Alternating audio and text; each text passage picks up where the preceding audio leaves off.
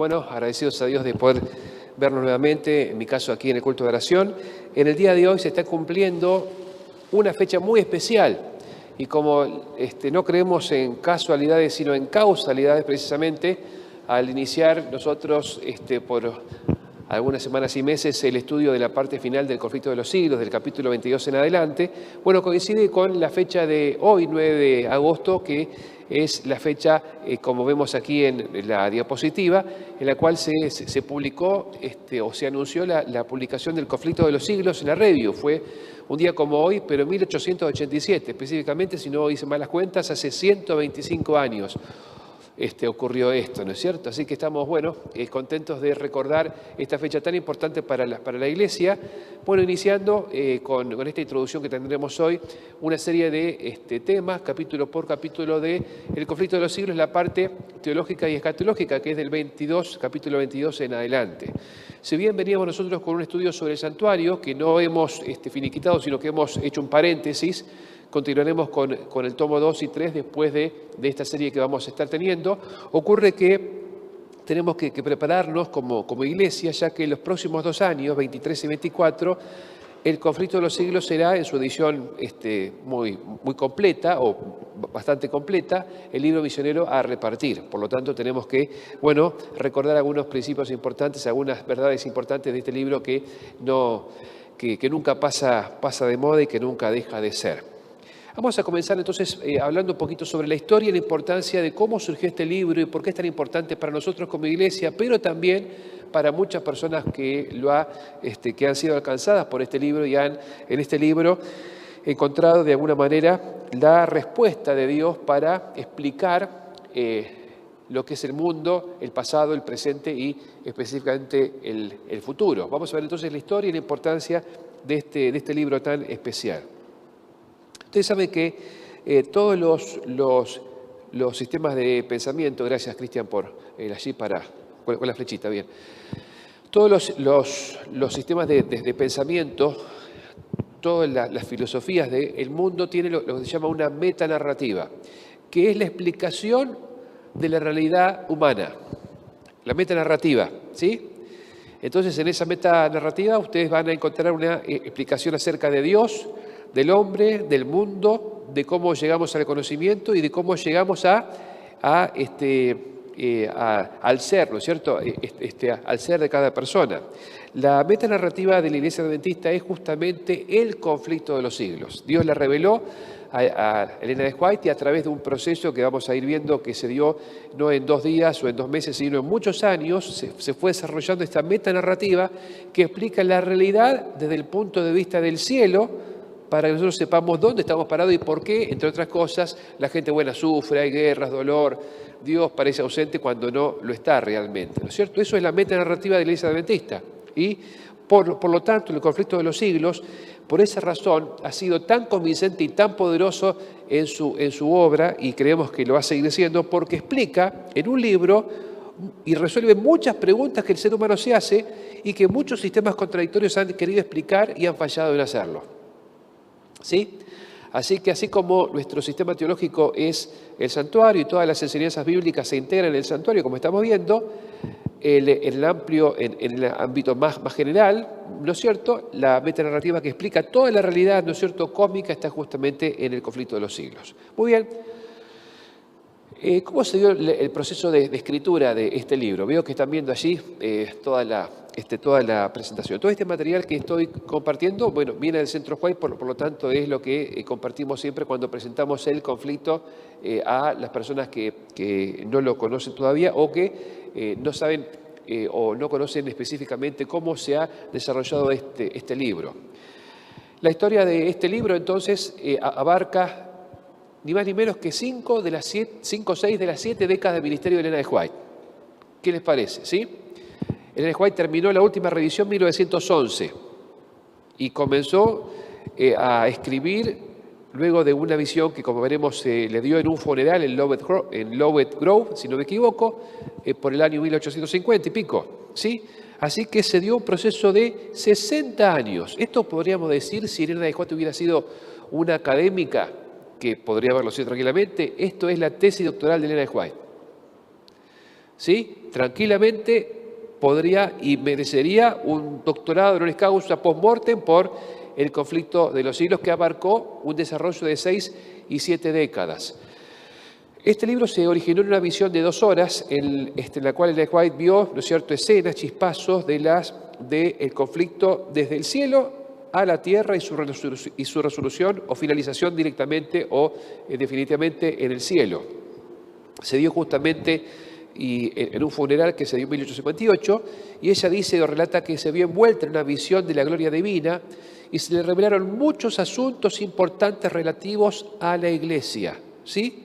Y ahí empezó a desarrollarse esta visión que fue traspasada después a su predicación, a su enseñanza y a sus libros y artículos desde ese momento en adelante. Bueno, hubo varios temas en esta visión, varios chispazos, varios fogonazos que ella recibió y que después fue desarrollando por su pensamiento, por su lectura, por su investigación particular. Vio la rebelión de Lucifer en el cielo, la caída del hombre, el plan de salvación, ministerio y sacrificio de Cristo, la Iglesia apostólica y la obra de los apóstoles, primeros apóstoles de la Iglesia, ¿no es cierto?, la gran apostasía que vino después, la reforma del siglo XVI, cómo surge el movimiento adventista, y luego en la parte más teológica y escatológica, el surgimiento de los mensajes de los primer, segundo, tercer ángel, la plataforma establecida de la verdad bíblica, las escenas vinculadas con el segundo advenimiento, el milenio, y finalmente la erradicación final del pecado al fin del milenio. Todo eso se le dio, o el principio de todos esos chispazos generales se le dio en 2 horas de visión allí en Louvet Grove en 1858. ¿Sí? Y entonces ahí empezó el proceso de escritura, de investigación, de reflexión, de ahí en adelante. Bueno, ya esto había comenzado con algunas escenas mostradas en 1848, pero en 1858 recibió la orden de empezar a escribir acerca de lo que, bueno, se me descontroló, de la orden de comenzar, como decía, a escribir todas estas enseñanzas, ¿sí? Ahí comenzó ella a saber que esto tenía que ser expresado, tenía que ser escrito y registrado, ¿sí? Ella dice, en notas biográficas, se me mostró que aunque debía luchar contra los poderes de las tinieblas, pues Satanás haría grandes esfuerzos para impedir esta tarea, debía poner mi confianza en Dios y que los ángeles no me abandonarían en el conflicto. O sea que hubo un conflicto respecto del conflicto, ¿sí? Porque Satanás quería impedir que ella escribiera esto que ni más ni menos deja al desnudo las estrategias de Satanás desde que empezó la rebelión en el cielo y de ahí hasta hoy y hasta el fin del conflicto, ¿sí? La primera publicación de las primeras verdades relacionadas con este libro ocurrió en 1858, un libro de 200 y pico de páginas, conocido como el tomo 1 de Spiritual Gifts, o dones espirituales, y este tomo empezó a incluir relatos sobre la caída del hombre, el plan de redención, la historia de la Iglesia. Un bosquejo general apareció en el tomo 1 de la serie dones espirituales. Así que van a ver ustedes que allí Dios utilizó un método de inspiración parecido al que vemos en el profeta Daniel, ¿sí? Van a ver ustedes que empieza a haber una visión concentrada que se amplía, que se amplía, que se amplía, que se amplía, ¿sí? Eso es frecuentemente el método por el cual Dios va añadiendo información y va profundizando las enseñanzas que va entregando a la Iglesia por medio de sus profetas. Bueno, lógicamente, como dije, había un conflicto en relación con el conflicto porque el enemigo quería, bueno, atacar y, si fuera posible, matar a Elena de White antes de que pusiera por escrito esas enseñanzas.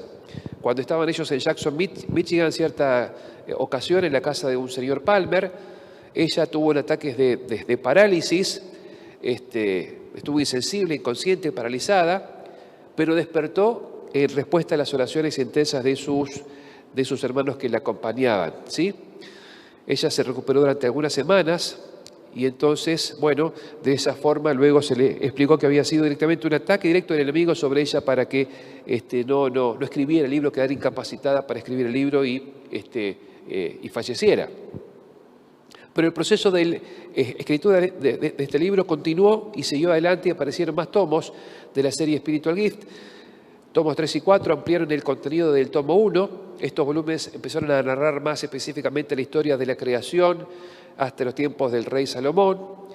Y entonces iban recibiendo la señora White nuevas revelaciones y iba completando las escenas que, iba de alguna manera escribiendo mientras avanzaba en la redacción del libro, que fue, insisto, un proceso largo, no fue de un día para otro o de principio a fin como un autor que dice me siento y escribo de un tirón. No fue así, no es el método que Dios utilizó para traernos a la luz este libro maravilloso. Y ahora aparece, ¿no es cierto?, en la década de 1870, 1880, otros 4 tomos de la serie, aparece ahora la serie completa, y entonces, esta serie de libros empieza a publicarse básicamente para el uso de la Iglesia. Tenemos entonces ahora la temática de cada uno de estos libros, un poco más específicamente. El tomo 1 abarca desde la caída de Lucifer hasta el tiempo de Salomón, y luego ampliado como Patriarcas y Profetas. Patriarcas y Profetas es un desarrollo del tomo 1 de esta serie. El tomo 2 habla de la vida de Cristo desde su nacimiento hasta la Semana de la Pasión, ampliado después esto por el deseo de todas las gentes a fines del 1898, ¿no es cierto?, a fines del siglo XIX. El tomo 3 describe la Semana de la Pasión hasta la Ascensión de Cristo y la historia apostólica. Es luego esto ampliado en Hechos de los Apóstoles y algunas secciones del Deseado. Y el volumen 4 narra los puntos principales de la controversia entre Cristo y Satanás, desde la destrucción de Jerusalén hasta el fin de los tiempos, y esto es lo que luego es ampliado más específicamente por el libro del conflicto de los siglos en la edición de 1888. Muy bien, entonces podemos decir que el conflicto de los siglos no salió a la luz como un proyecto, digamos, de cero, sino que fue leudando, se fue desarrollando y entretejiendo poco a poco. El tomo 4 entonces fue el principal elemento antecesor o antecedente del conflicto de los siglos y tuvo buena aceptación casi inmediatamente. Tanto la Pacific Press como la Review hicieron 5.000 copias cada uno en un principio, pero rápidamente empezó a ser un libro de colportaje y en 3 años se distribuyeron 50.000 ejemplares y entonces se convierte en el primer libro de Ellen White que es vendido para el colportaje, ¿sí? Así entonces, este libro empieza a ser, punta de lanza de los colportores y empieza a ganar almas. Ya temprano allí vemos por fin de la década de 1880. La edición entonces luego fue corregida y ahí empezaron las revisiones y correcciones y ajustes en el conflicto de los siglos.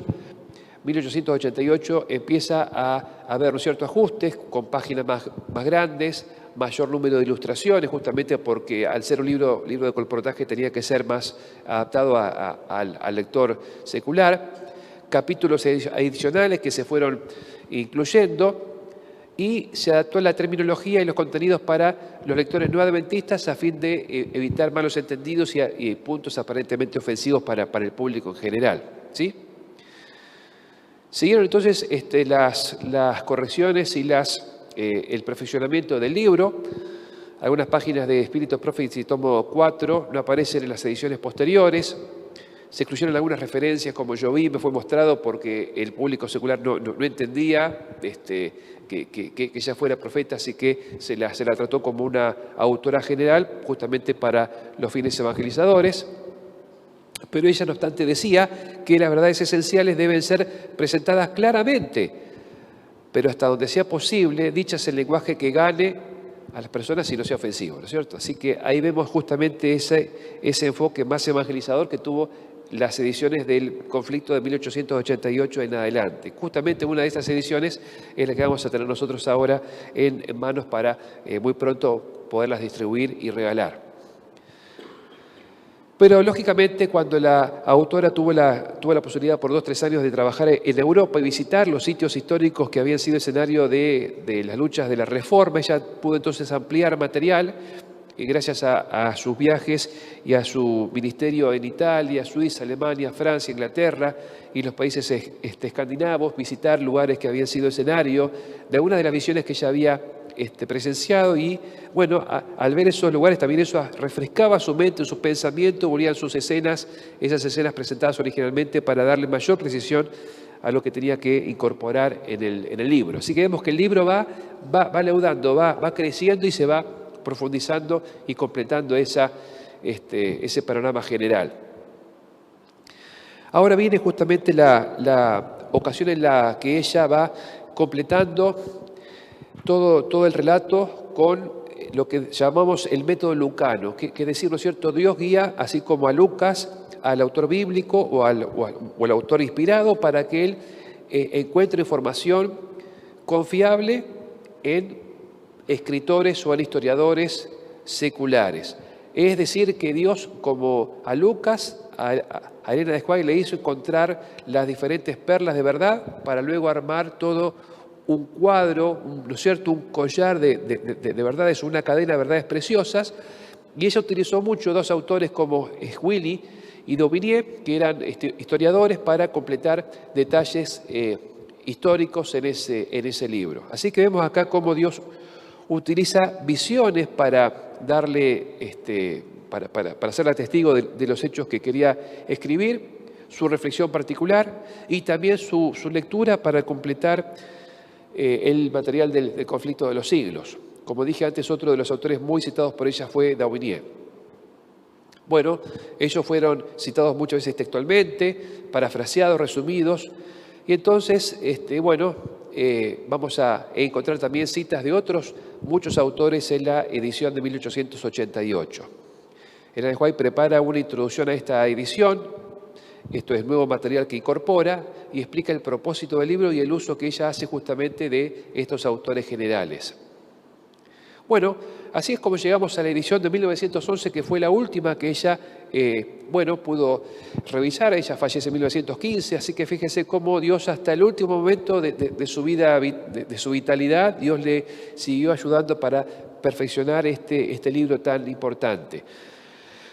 20 años luego, ya que habían pasado casi de esa última revisión, ocurría que las planchas de impresión estaban tan gastadas que ya había que preparar otras planchas de impresión, lo cual era muy costoso en ese momento. Entonces, como ya había que preparar planchas nuevas, se vio la oportunidad de incorporar nuevo material para entonces que las planchas nuevas apareciera, ese nuevo material y pudiera ser impreso. Así fue entonces como la autora se pone a trabajar con otros colaboradores, se incorporan citas precisas que ella necesitaba para darle precisión a su trabajo, se mejoran las referencias históricas, se modifican frases imprecisas o que podían darse a malos entendidos u ofender, se armoniza la ortografía y la puntuación, y ella entonces aprueba con satisfacción esta última edición del año 1911.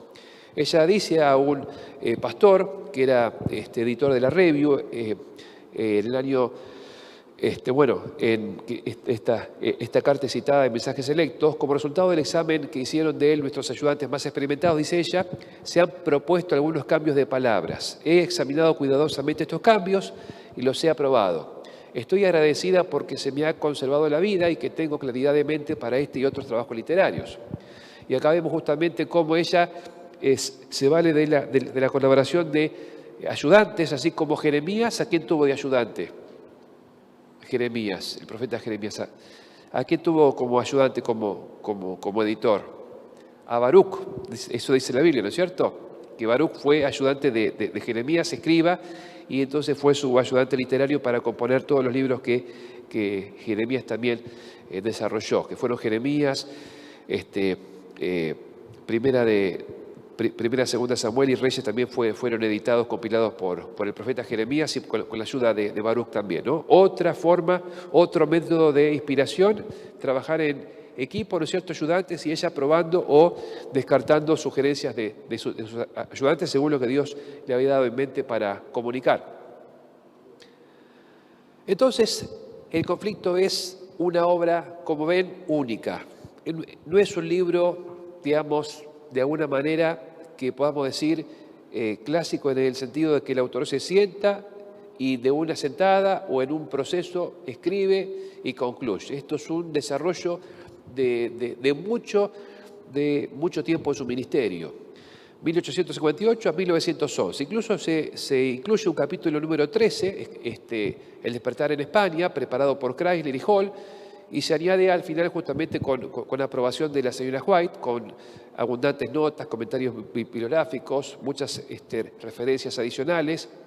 Y también en su introducción ella entonces explica cómo Dios la inspiró para llevar adelante el libro, explica algo sobre revelación, inspiración y la iluminación, todo eso justamente para que el lector entendiera cómo ese libro hacía referencias a el conflicto en el cielo, en la tierra y justamente terminando en el cielo nuevo y tierra nueva, cosa que para el lector secular sin esta introducción sería difícil entender por qué ella había o expresaba estas realidades que aparentemente estaban más allá del conocimiento humano o de la perspectiva que los autores humanos pueden tener. Bueno, dos observaciones hechas por William White, hijo de Elena y jefe del equipo de colaboradores editoriales que ella tuvo. Él allí, ¿no es cierto?, dice que las visiones dadas a Elena de White presentaban escenas panorámicas, pocas veces incluían datos cronológicos y geográficos. Ella debía suplirlos por medio del estudio personal de la Biblia y de la historia. Así que, fíjense ustedes, ella ve escenas, pero Dios no le dice esto pasó en tal momento, en tal año, en tal... No, ella tiene que estudiar, investigar, leer, para reconocer la escena que Dios le muestra. Y acá vemos otro principio de la inspiración funcionando, que es el principio de economía de milagro.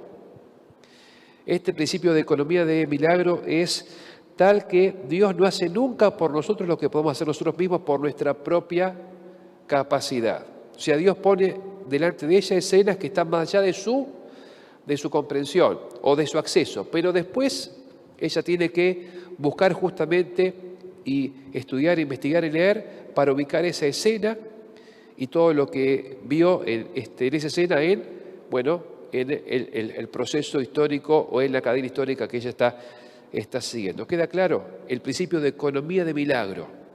Dios no hace nunca por nosotros lo que uno puede hacer por sí mismo. Es como cuando Cristo sana, ¿no es cierto?, al ciego y le dice, bueno, ahora ve y lávate en el estanque de Siloé. ¿Sí? Hace una parte y en respuesta a la fe de ese ciego hace lo otro. Bueno, Dios suple lo que nos falta y nunca va a reemplazar la participación humana en todo proceso de redención o en este caso de la escritura de este libro tan especial. ¿Cómo nos llega en español este libro? Que fue, como saben, escrito originalmente en inglés.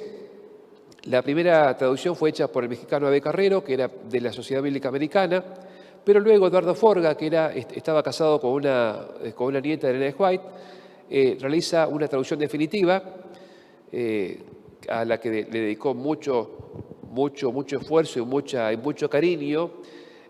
Buscó en bibliotecas de Europa las referencias bibliográficas citadas por la autora, y esta tarea se completó en 1913. Sí, Eduardo Forga fue de nacionalidad peruana, pero era hijo de un diplomático, así que él estudió en Estados Unidos, allí conoce a los White, se casa con una nieta de Elena de White, y entonces ahí llega a ser colaborador para el público hispano del Centro White, o de lo que en un principio fue el grupo de trabajadores y obreros de Elena de White.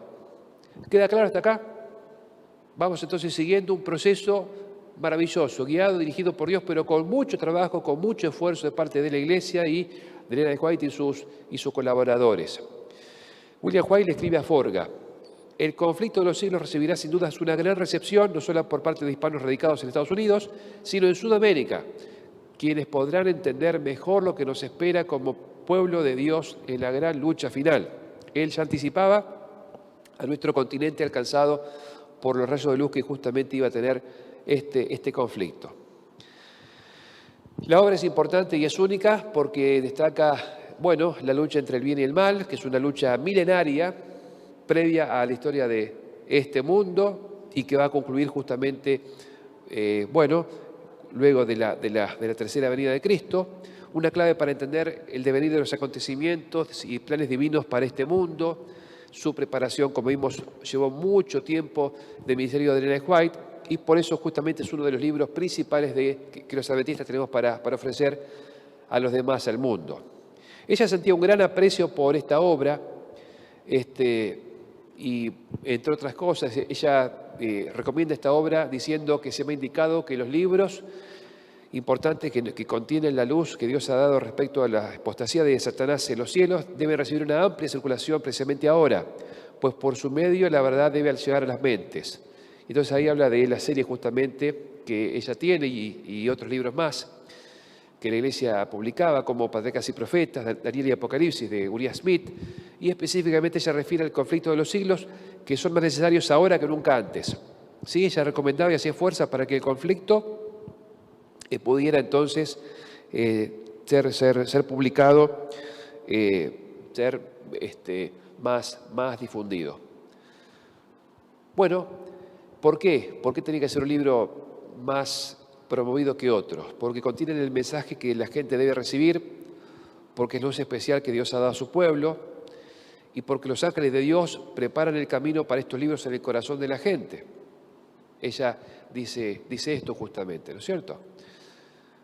También ella relata acerca de estos libros que son mensajeros silenciosos de Dios, que han sido los medios para convencer y convertir a muchas almas y que los que han leído con ávida expectativa han sido justamente guiados por la eficacia del sacrificio de Cristo, confiar en su poder y añade ya en el futuro.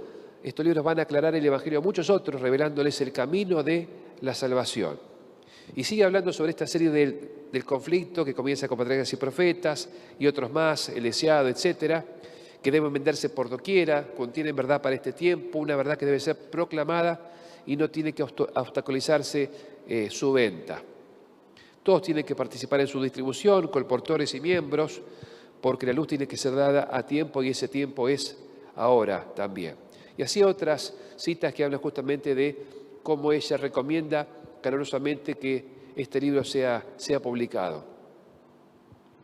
Allí al medio tenemos una cita importante cuando nos habla que se serían peligros que deben ser evitados por las iglesias.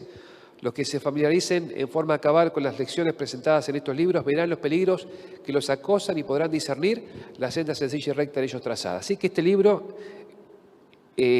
ayuda a que las personas puedan discernir la verdad respecto del error. Eso es lo más importante que podemos saber y tener respecto de este libro. Quiero retroceder, pero creo que me salí de la presentación, así que vamos a ver allí. A ver ahí. A ver, ahí está, atrás. Quiero terminar con lo que había dicho William White respecto de la circulación en Sudamérica. Y él dice, va a tener una gran recepción no solamente en los hispanos radicados en Estados Unidos, sino en Sudamérica, quienes podrán entender mucho mejor lo que nos espera como pueblo de Dios en la gran lucha final. ¿Cuántas personas han sido alcanzadas por el conflicto de los siglos? ¿Cuántos tienen acá algún pariente que ha sido ganado por el conflicto de los siglos? Algunos tienen, ¿no es cierto?, ahí parientes que han sido ganados por el conflicto de los siglos. Y familias enteras que han entrado a la iglesia gracias a un libro que alguno leyó y entonces compartió y buscó justamente a la iglesia que publicaba o que promovía ese libro. Un caso cortito, recuerdo la historia de dos hermanos que llegaron desde Italia, San Quirico Raparo, a la provincia de Santa Fe y les asignaron para trabajar, como se hacía en ese momento, un campo, ¿no es cierto?, allí en la provincia de Santa Fe, en la zona de Carcarañá.